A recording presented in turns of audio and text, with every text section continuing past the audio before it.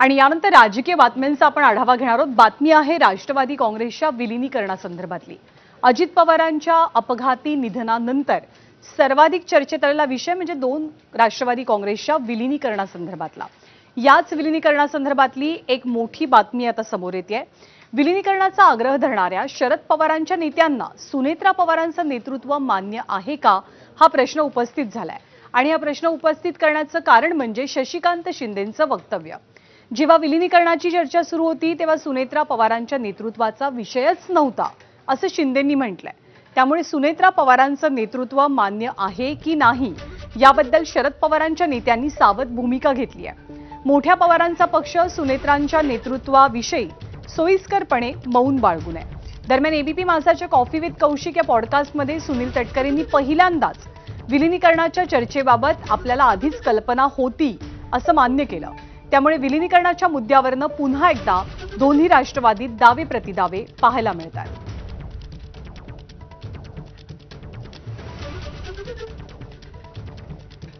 विलिनीकरण होणार होतं। विलिनीकरणासंदर्भात आपली आणि अजित पवारांची चर्चा झाली होती असं पहिल्यांदाच सुनील तटकरेंनी मान्य केलं। पण त्यानंतर नेतृत्वाचा विषय आला अजित पवारांच्या पश्चात।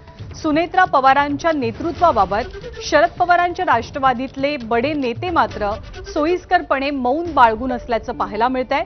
कारण विलिनीकरणाच्या वेळेला सुनेत्रा पवारांच्या नेतृत्वाचा विषयच नव्हता असं वक्तव्य शरद पवारांच्या राष्ट्रवादीचे प्रदेशाध्यक्ष शशिकांत शिंदेंनी केलंय। विलिनीकरण टप्प्यात आलंय यांचा म्हणण्याचा अर्थ राजकीय दृष्ट्या जो मला भावला समजला, माझ्यासहित आमच्या सर्व सहकार्यांना असं कळला की नेतृत्व वहिनींकडे जाऊ नये असं त्यांचं सरळ आहे। अच्छा, असं त्याचा अर्थ काय दुसरा? नाहीतर बघा, आपण विलिनीकरणाची अंतिम टप्प्यात आले, दादांची अंतिम इच्छा पूर्ण करा अशा अनेक नेत्यांनी वक्तव्य केले।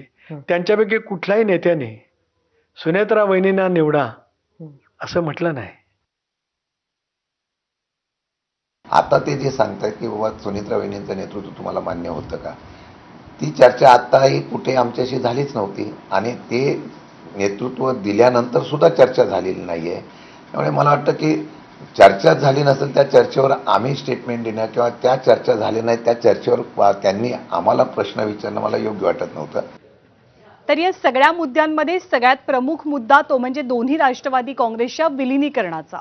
विलिनीकरणाच्या चर्चांबद्दल सुनील तटकरेंनी नेमकं काय म्हटलं आणि शशिकांत शिंदेंनी त्याच्यावरती कसा पलटवार केलाय किंवा कसं उत्तर दिलं ते आपण पाहूया। विलिनीकरणाची चर्चा जाहीर करणं याचा अर्थ की आता दादा गेलेत आणि विलिनीकरण थांबलं तर आता विलिनीकरण नंतर होईल याचा आता विलिनीकरणाच्या नंतरचं सिनारिओ टोटल बदलतो। आता म्हणजे माझा काय त्याला विरोध होता अशाला काय भाग नाही। मला त्या गोष्टीची अगोदर माहिती होतीच। दादाने सांगितली होती, आता कोणी काय म्हणाल मला माहिती होतं की नाही। जी अजितदादांच्याबरोबर झालेली चर्चा होती ज्याला ते नाकारत काही लोक होती, परंतु आता त्यांनी इनडायरेक्टली सगळ्यांनी मान्य पण केलेलं की ही चर्चा झाली होती का तर झाली होती। आता यामध्ये आम्ही त्या चर्चेसाठी राजकारण करतो असं जे सांगितलं जात होतं ते मला वाटतं आता ते त्यांनी मान्य केल्यामुळे हा विषय आता त्यांनी स्वतःहून सांगितलं की ही चर्चा झाली होती। त्या चर्चेमध्ये आता त्यांनी खुलासा केला असेल तर मला वाटतं की तो खुलासा त्यांनी केला। धन्यवाद। आणि गेल्या 2-3 दिवसांपासून आणखी एक आरोप चर्चेत आहे राष्ट्रवादी काँग्रेसच्या अंतर्गत गोटात, तो म्हणजे राष्ट्रवादी काँग्रेसच्या अजित पवारांच्या राष्ट्रवादी काँग्रेसच्या बदनामीसाठी पेड कॅम्पेन सुरू आहे। हा आरोप करत सुनील तटकरेंनी रोहित पवारांवर निशाणा साधला। तर तटकरेंचा हा पेड कॅम्पेनचा आरोप शशिकांत शिंदेंनी फेटाळून लावलाय। आपण म्हणताय ती एकवाक्यता, आता ती एकवाक्यता आहे की नाही आहे, पण ती नाही असं दाखवण्यासाठीच काही पेड म्हणजे माझा प्रश्न तोच पेड काही चालू आहे। त्याच्यातूनच मग अनेक गोष्टी त्याच्यातून येतात आणि प्रत्येक गोष्टीचं जोडलं जाते माझ्याकडे किंवा मग 2 नंबरला प्रफुल्ल पटेल।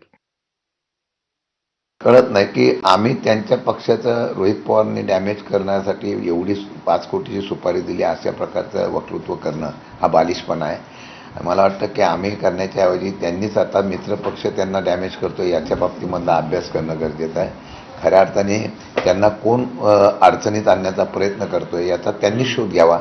मित्रपक्षाच्याकडं आपण तशा असलेल्या काही घटना बघितल्या, त्याचं उत्तर त्यांनी शोधावं. आमचा काही त्यांच्या पक्षाला किंवा त्यांना डॅमेज करण्याचा कुठलाही वाईट हेतू आमचा नाही. आणि दोनही राष्ट्रवादीच्या गोटात मोठ्या घडामोडी घडत